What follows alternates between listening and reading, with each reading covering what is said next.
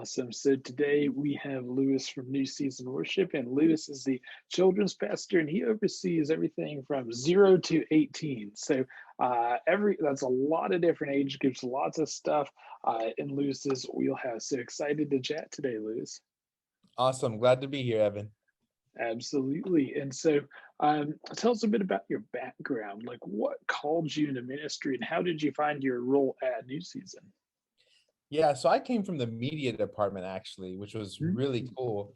I got the inspiration from Disneyland. You go to Disneyland and you want to see a show. Oh That's yeah. how I feel when I go to church. You want to go to Mm. church and you want to see the light show, the music, the smoke, Mhm. all that fun stuff. And I came from a church down south, came here to New Season and seeing that they needed that. So with that background, I implemented myself into a role here in Absolutely. the media department, and that's where I started 7 years ago here at New Season. It got up and running. Then I was praying to God, I want to leave this place better than what I left, than when I started. Mhm. So I left it, and he put me here at New Season, the children's pastor. I have four boys, and Awesome. so and they range from newborn to 12. Oh, So, wow. having the opportunity to see them grow here at New Season is a blessing. And yeah. Absolutely. Well, that is very exciting, and love the analogy to Disney World because Mm. Disney World is awesome. It's magical. And so, pulling on that thread, what are some ways and other like things to draw inspiration from when it comes to, planning exciting and engaging experiences in church? An experience where kids want to go back. They're pulling their parents back to church. Yeah. It's like, what are your tips for creating those experiences on the weekend? Yeah, so I stick by the analogy, win the children, win the community.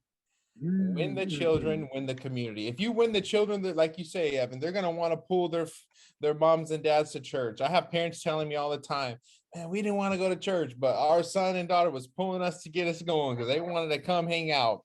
And it's just the Mm-hmm. team. It's the team. You have to get the team. It's not just me, it's my awesome team.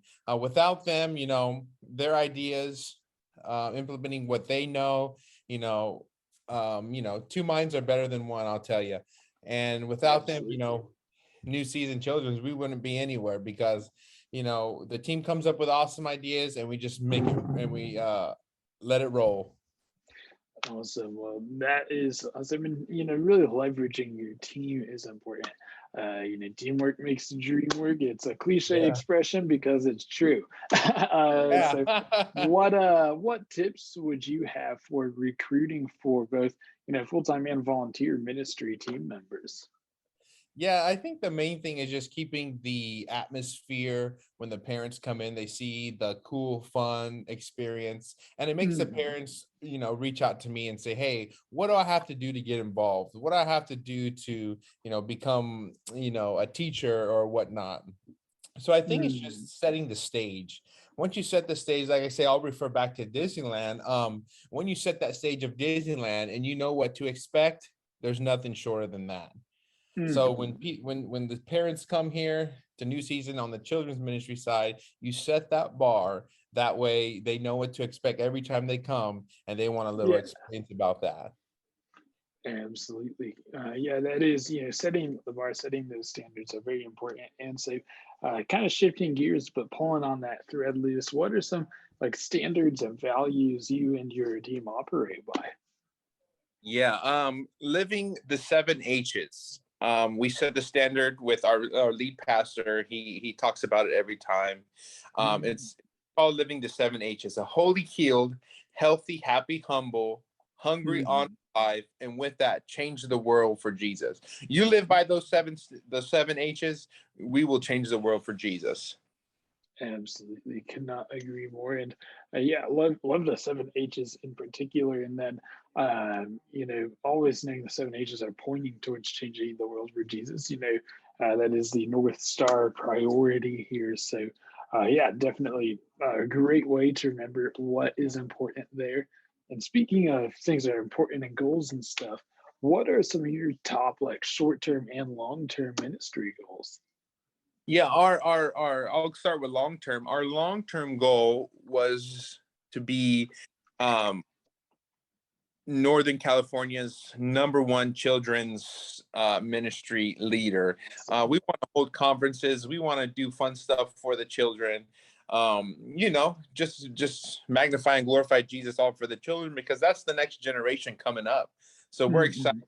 fun things with them. Those are the next pastors, leaders, police officers, firefighters. So yeah, Absolutely. that's our long-term goal. Our short-term goal would be just to establish that foundation and grow from the ground up. The Bible talks about you want to have that sturdy foundation. That way, when the waves come and the wind blows, you will not be shaken. So just having that team, that Mhm. foundation.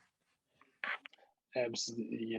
The next generation is the foundation of the future of ministry. So definitely important and an ambitious goal. The top kidsmen in Northern California, but we are rooting for you, because it sounds like you are investing a lot of good thought into that.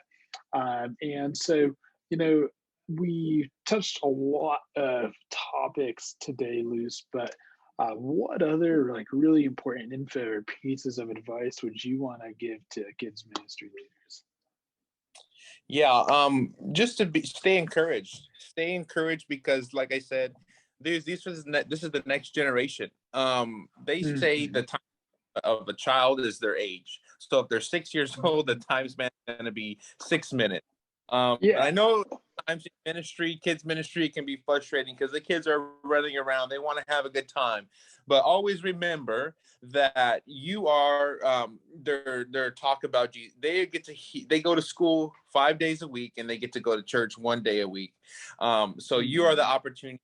So the next thing is encouraging those parents for that week to talk to them about Jesus. Because if the parents don't do that, all they do is have that one time on that Sunday. So just stay encouraged and to, keep pushing on.